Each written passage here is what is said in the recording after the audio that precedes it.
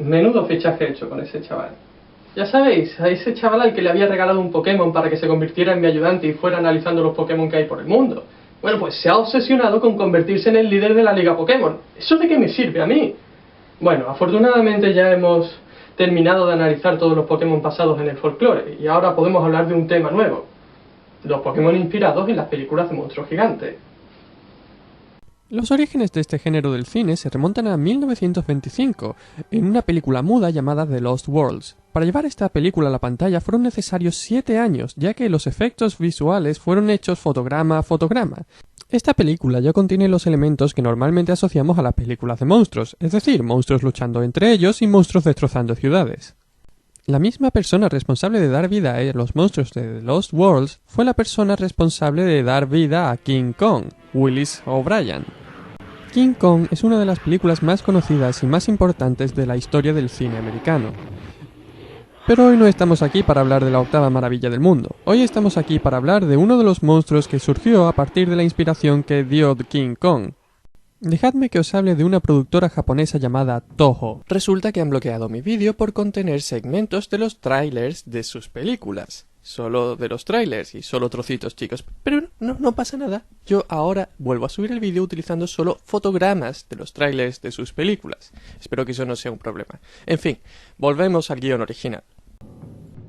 Una productora que lanzó películas como Los Siete Samuráis en 1954, una de las películas más valoradas del cine japonés.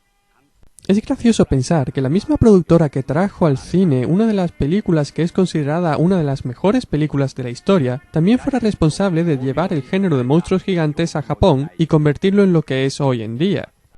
Ya que el mismo año de publicación de Los Siete Samuráis, Toho llevó a la gran pantalla al rey de los monstruos, Godzilla. Aunque tal vez la primera película de Godzilla no sea como vosotros os esperáis. La primera película de Godzilla era más de terror que de acción. No había tantos aviones volando intentando derrotar a Godzilla, sino gente sufriendo las consecuencias del ataque de un monstruo gigante, intentando planear alguna forma de hacer mella en la criatura. Aunque de todas formas la película es muy poco realista. Godzilla es enorme, muchísimo más grande que King Kong, es más grande que los edificios en sí.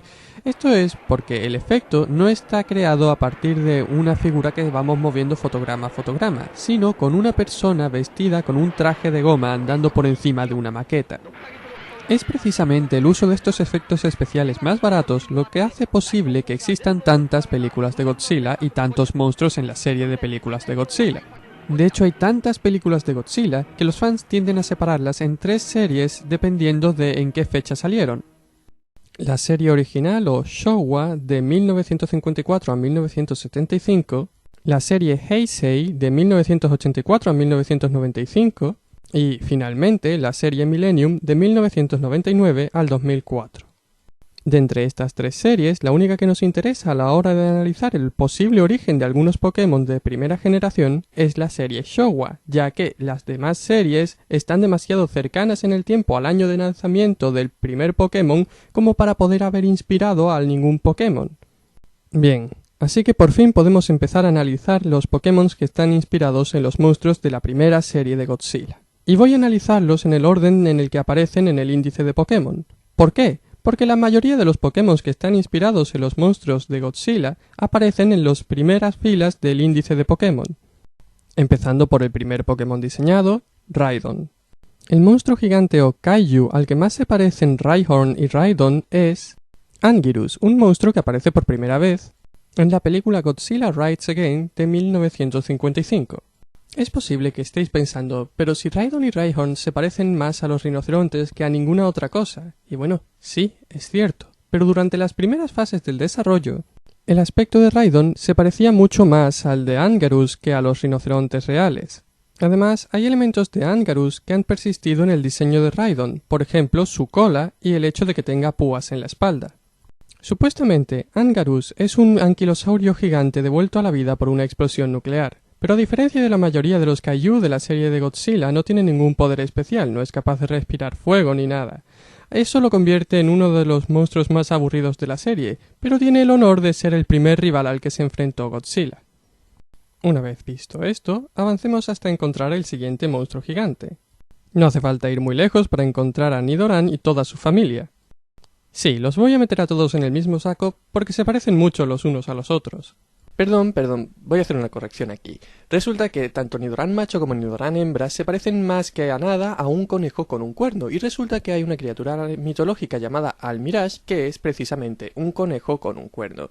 Y esta criatura mitológica pasó a Dungeons and Dragons y de allí pasó a Dragon Quest 3, un juego que sabemos positivamente que los creadores de los juegos de Pokémon han jugado porque fue una de las principales inspiraciones.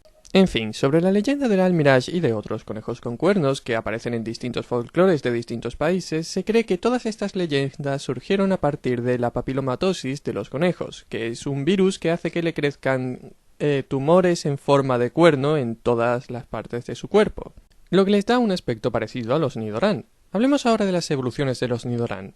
Sin duda alguna, estos Pokémon están inspirados en Baragon, un monstruo que apareció por primera vez en 1965 en la película... Bueno, eso es una sorpresa, ya os lo diré más tarde. De momento, lo único que voy a decir de Baragon es que se caracteriza por cavar galerías subterráneas. Esto es lo que da origen probablemente al tipo tierra de Nidoking y Nidoqueen. Pero eso es todo lo que tenéis que saber de momento. Así que avancemos para encontrar al quinto Pokémon diseñado. Spearow y su evolución, Fearow. Encontrar a esta familia, que por otro lado no se parece a ningún pájaro que yo conozca, tan pronto en el índice de los Pokémon, me lleva a pensar que deben estar inspirados en algún monstruo de la serie de Godzilla. De nuevo un inciso, como probablemente ya sabréis, descubrí que sí que estaban inspirados en pájaros de verdad, pero estábamos aquí hablando de monstruos de Godzilla. El que más se les parece es Okondoru, un pájaro gigante que aparece fugazmente en la película de 1966, Ebirah, Horror of the Deep. Desgraciadamente eso es todo lo que puedo enseñaros de este Pokémon, así que sigamos adelante. El siguiente caso lo encontramos al final de la primera fila, y se trata de los Pokémon Grimer y Muk, que están inspirados en Hedorah, un monstruo que aparece por primera vez en la película de 1971, Godzilla vs. Hedorah. Hedorah es un monstruo extraterrestre que llega a la Tierra y empieza a alimentarse de la contaminación terrestre. Es un monstruo con un mensaje ecologista, digamos. En eso se parece mucho a Grimer y Muk, que se supone que son monstruos que han nacido a partir de la contaminación. Dejamos atrás los productos de desecho y hablamos de algo totalmente diferente. Arcanine y Gyarados son de los primeros Pokémon mitológicos añadidos en el juego, y están inspirados respectivamente por King Caesar, que es un error de traducción de King Shisa, que apareció por primera vez en 1974 en la película Godzilla vs. Mechagodzilla, y Manda, que aparece por primera vez en 1963 en la película Atragon. No es casualidad que King Shisa, un monstruo que está basado en el Shisa, una criatura de la tradición japonesa, aparezca luchando contra Mechagodzilla, un monstruo creado por la tecnología. Esta lucha entre progreso y tradición es un tema recurrente en muchas obras de ficción japonesas. Podemos verlo en los propios juegos de Pokémon. Por ejemplo, Kanto está basado en una área muy industrializada y Johto está basado en una área tradicional. Del mismo modo, el dragón Manda lucha contra Atragon, que es un ingenio mecánico creado por el hombre. En ambos casos, los monstruos ancestrales son considerados los héroes y los monstruos mecánicos son los villanos. La idea de Atragon, un monstruo creado por la mano del hombre, dio inspiración al Pokémon Porygon, un Pokémon artificial. Hasta su nombre se parece al de Atragon. Aunque Porygon no es un ingenio mecánico, concepto que ya estaba pasado de moda. Era un monstruo informático, ya que el concepto que estaba de moda en la época en la que se hizo Pokémon era la idea de un mundo virtual. Pero para el carro, ¿qué hago hablando de Porygon? Porygon está cerca del final del índice de Pokémon. He dicho que iba a hablar en el orden en el que los Pokémon se habían diseñado. De vuelta al principio. De los Pokémon de los que toca hablar son Scyther y Pinsir. Empecemos hablando de Scyther. En las películas de Godzilla existe una especie de mantises gigantes que se llaman Kamacuras, pero Scyther no se parece más a ellas de lo que se parece a una mantis normal y corriente. Lo que quiero decir es que el aspecto de Scyther es un poco extraño. Si bien sus alas y sus patas delanteras se parecen a las de una mantis, sus patas traseras y su cabeza se parecen a las de un dinosaurio. Por otro lado, su evolución, Scizor, tiene dos patas que parecen dos cabezas.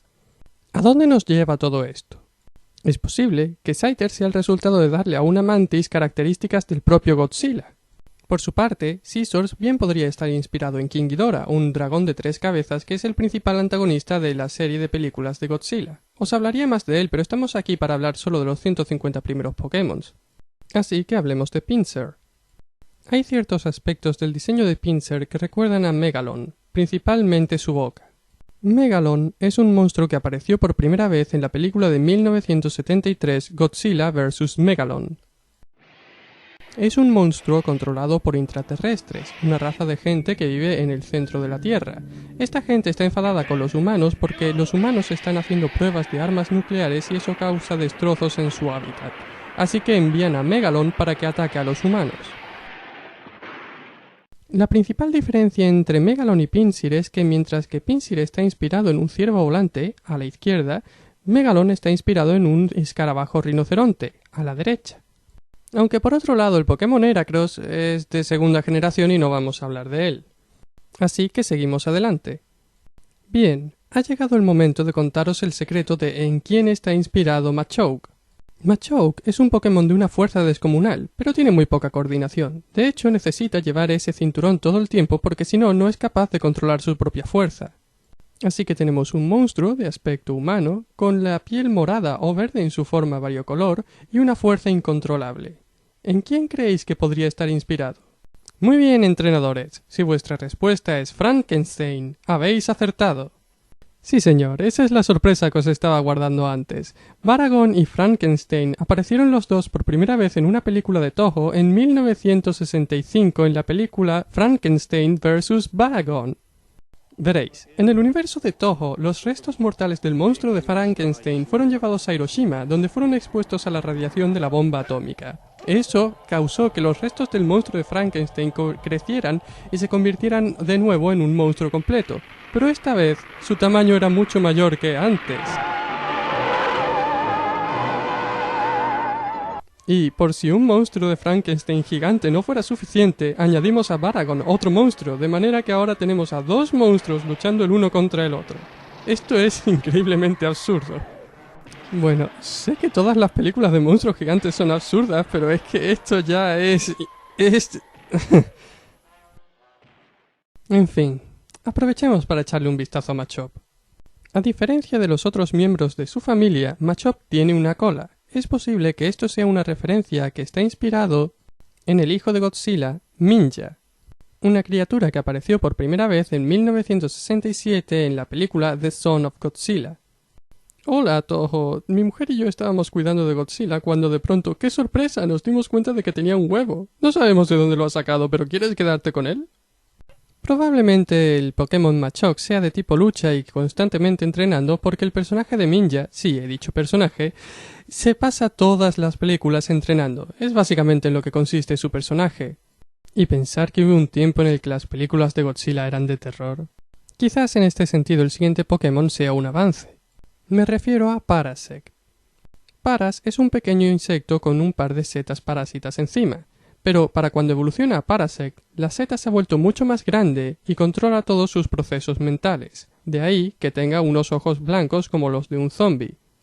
Esto está inspirado en un género de hongos de la vida real llamado Cordyceps. Los Cordyceps infectan a distintos tipos de insectos, y al principio no les ocurre nada a estos insectos, salvo que son parasitados. Más tarde, cuando el Cordyceps va a formar el cuerpo fructífero, fuerza al insecto a ponerse en un lugar expuesto, de manera que sea más probable que cuando salgan las esporas de la seta, éstas lleguen a nuevos insectos. En lo que a su aspecto se refiere, Paras y Parasect parecen inspirados por un lado en una larva de cícada y por otro en la seta de Amanita muscaria. Vale, ya sé qué es lo que os estáis preguntando. ¿Qué tiene que ver todo esto con las películas de Toho? Pues no mucho, salvo porque quizá la idea de crear un Pokémon así se les ocurrió cuando pensaron en la película de Toho Matango de 1963. La película narra cómo unos náufragos llegan a una isla en la que no hay animales, solo setas. Explorando la isla encuentran un barco naufragado que está repleto de setas. Cuando se ven reducidos a comerse las setas porque no encuentran nada más que comer, descubren que las setas empiezan a cambiar su personalidad y que poco a poco los van convirtiendo en hombres seta.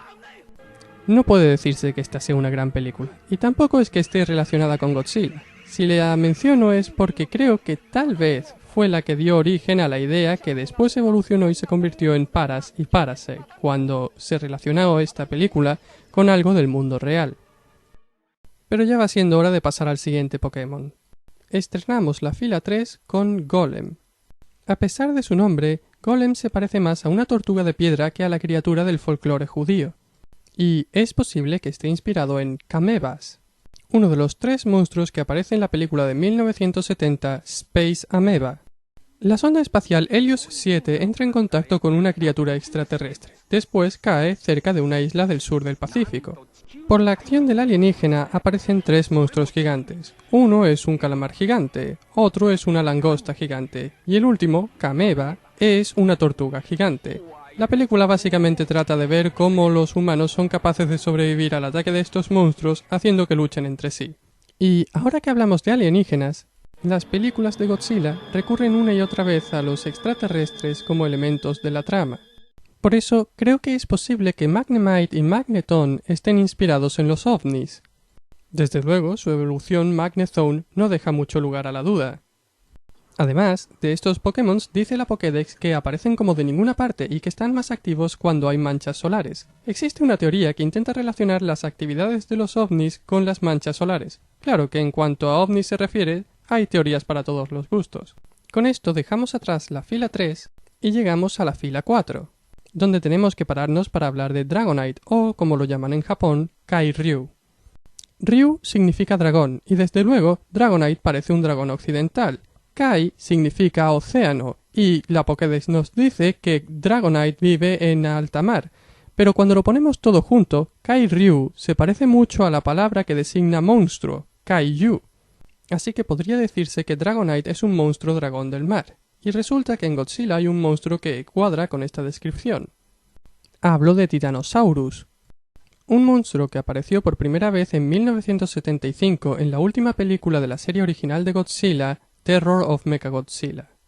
Titanosaurus es un monstruo controlado por un científico loco que está enfadado con la humanidad porque ellos no aprobaban sus estudios con animales marinos, así que se alía con los extraterrestres para atacar a la humanidad.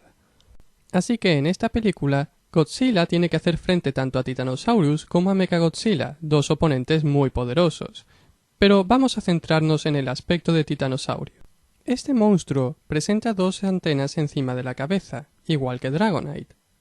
Probablemente ahora mismo estéis pensando que Dragonite no se parece demasiado a Titanosaurus. Es cierto que Titanosaurus no tiene ni alas ni ese cuerno encima de la cabeza, pero es que estáis comparando a Titanosaurus con la versión final del diseño de Dragonite.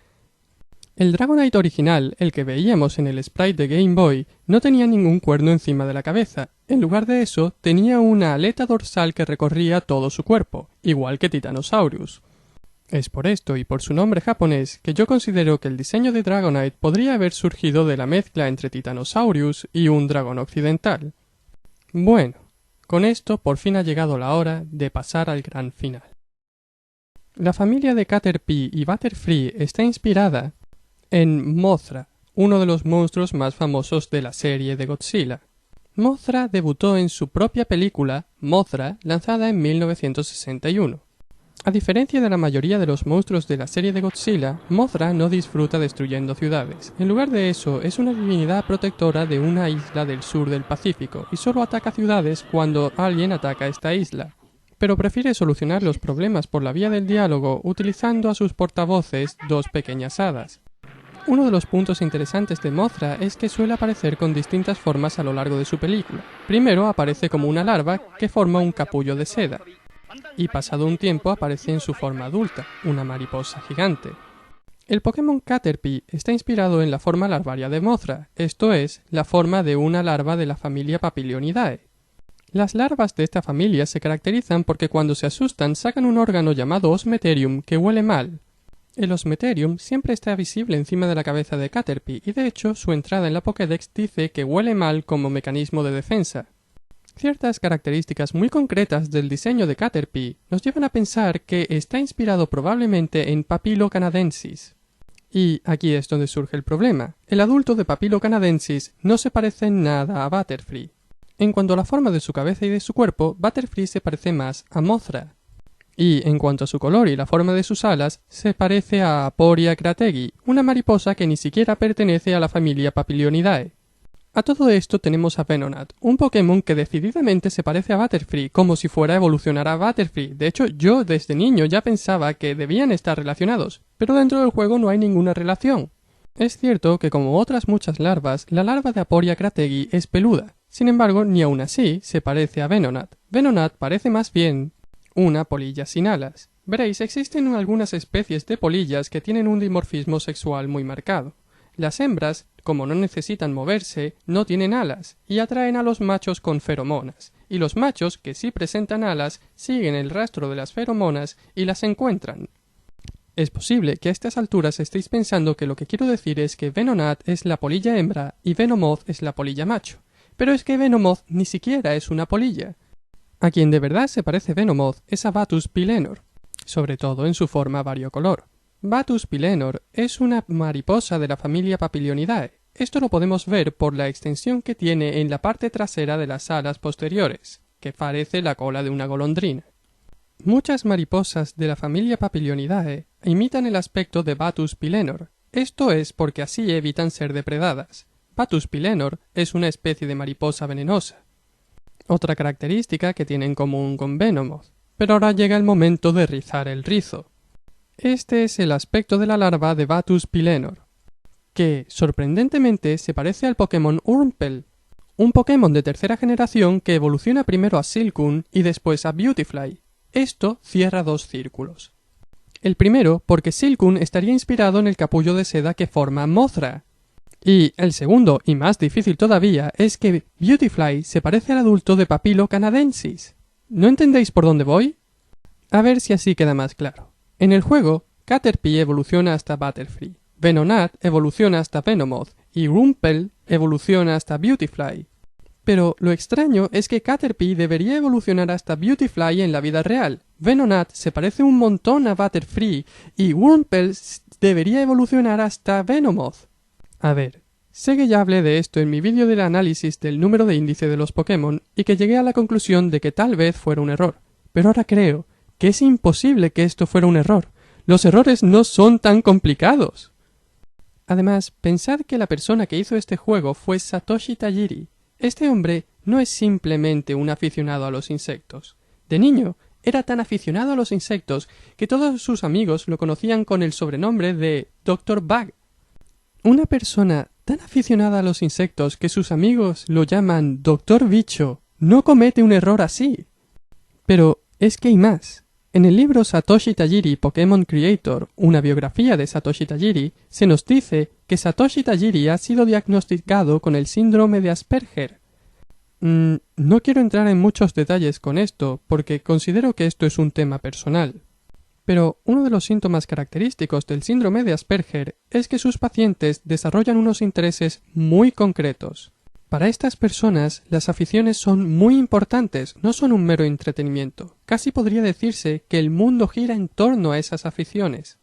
Se dice que Asperger llamaba a sus pacientes sus pequeños profesores, porque a pesar de su corta edad, alcanzaban unos conocimientos tan exhaustivos sobre su área de interés que llegaban a ser comparables a los conocimientos de profesores de universidad. Y aquí tenemos a Satoshi Tajiri, una persona que ve a dos niños jugando con dos Game Boys conectadas por un cable y ve insectos andando por encima del cable. Y, aunque estos Pokémon evolucionan en un orden caótico, su aspecto es muy detallista. ¿Cuántos diseñadores de juegos diríais que conocen lo que es un Osmeterium? Por eso, yo creo que esto no es un error. Creo que esto es un mensaje de Satoshi Tajiri.